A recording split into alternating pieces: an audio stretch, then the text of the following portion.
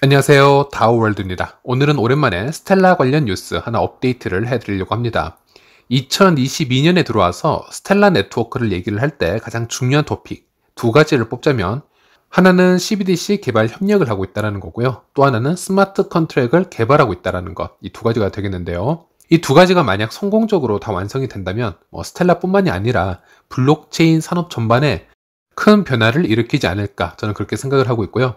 오늘은 이 중에서 CBDC에 대해서만 한번 얘기를 해보려고 합니다. 이 스텔라와 CBDC 관련해서는 최근에 온라인 회의가 한번 열렸었죠. 2월 17일에 스텔라 CEO인 디넬 딕슨과 아틀란틱 카운슬의 대표, 그리고 BIS 쪽에서 대표 한 명이 또 참석을 했고요. 또 AFI 측에서 또 대표가 한 명 참여를 해서 웨비너라고 하죠. 온라인 미팅을 한번 했습니다. 스텔라의 주도하에 열린 미팅이고요. 현재까지 CBDC 관련해서 이제 여러 파일럿 국가들이 지금 테스팅을 진행을 하고 있었는데요. 그 문제점이나 상황을 중간 체크하는 시간이라고 보시면 될 것 같고요. 여기에서 스텔라의 COO인 제이슨 칠리팔라가 여기 또 출연을 해가지고요. CBDC 네트워크로 스텔라가 사용이 될 만한 또 장점들, 그런 특성들을 소개하는 또 시간을 가졌었고요.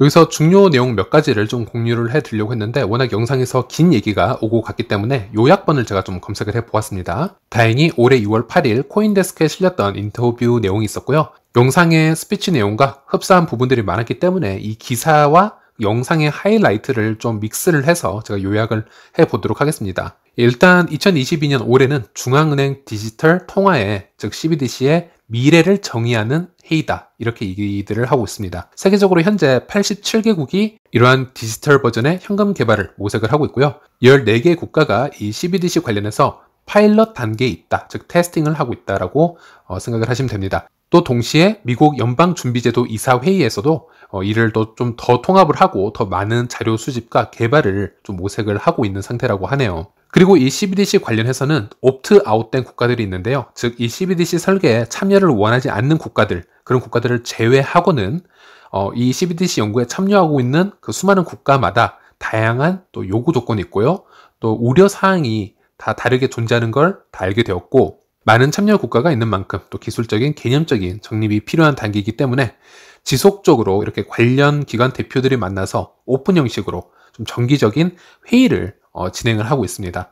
그리고 스텔라가 바로 그 중심에 지금 있다는 게 참 눈에 띄는 부분인데요. 항상 CBDC 관련해서는 기술적 고문 자격으로 스텔라 대표인 디넬 딕슨이나 제이슨 칠리팔라, 아니면 제드 맥케일럽이 자리를 하고 있는 부분이 미디어를 통해서 노출이 되고 있고요. 그러다 보니 저도 개인적으로 스텔라가 미래에 CBDC 사업에 어디까지 영향을 미칠지 개인적으로 상당히 관심이 가는 부분이긴 합니다. 그리고 여기서 말하는 CBDC 사업은 미국 같은 하나의 국가를 얘기하는 것이 아니고 전 세계를 이어줄 수 있는 그런 디지털 통화 통신망으로 이해를 하시는 게 더 맞을 것 같습니다. 네, 스텔라의 제이슨 칠리팔라는 CBDC 관련 공공 및 민간 이해 관계자들이 염두에 두어야 할 한 3가지 정도의 사항을 언급을 해 주었는데요.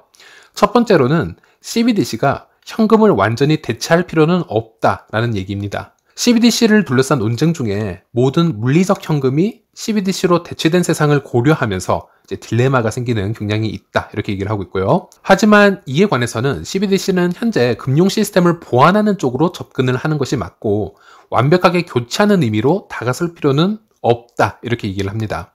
CBDC가 있는 세상에서도 어떤 경우에는 여전히 일부 소비자들은 물리적 현금에 대한 수요가 있을 것이고요. 다양한 형태의 화폐가 다양한 요구와 또 개인의 선호에 부응할 수 있기 때문에 소비자에게 선택권을 제공하는 문제다, 이렇게 얘기를 하고 있습니다. 그리고 두 번째로는 CBDC에서 은행의 거래가 꼭 배제될 필요는 없다라고 얘기를 합니다. 또 대중들이 제기한 우려는 CBDC가 상업은행 시스템을 배제한 채 운용이 되는 게 아닌가, 이런 점을 또 염려를 하고 있는데요. 기본적으로 사람들이 은행에서 돈을 인출하여 CBDC 상태로 보유를 하기 시작하면 대출과 같은 유익한 활동을 위해 은행에서 사용할 수 있는 총 자본이 크게 줄어들 것이라는 주장을 하고 있고요. 은행이 제공하는 신용 및 기타 금융 서비스는 사회의 원활한 운영에 필수적이기 때문에 이러한 리스크는 심각하게 받아들여져야 합니다라고 하네요. 그러나 이러한 우려 또한 CBDC가 신중하게 설계가 되는 한 다양한 방식으로 처리가 될 수 있기 때문에 문제가 되지 않는다라고 얘기를 하고 있고요. 그리고 세 번째는 CBDC는 개방형 네트워크에서도 발행될 수 있다라는 점입니다. 역사적으로 지금까지 CBDC에 대한 많은 논의와 연구가 있었는데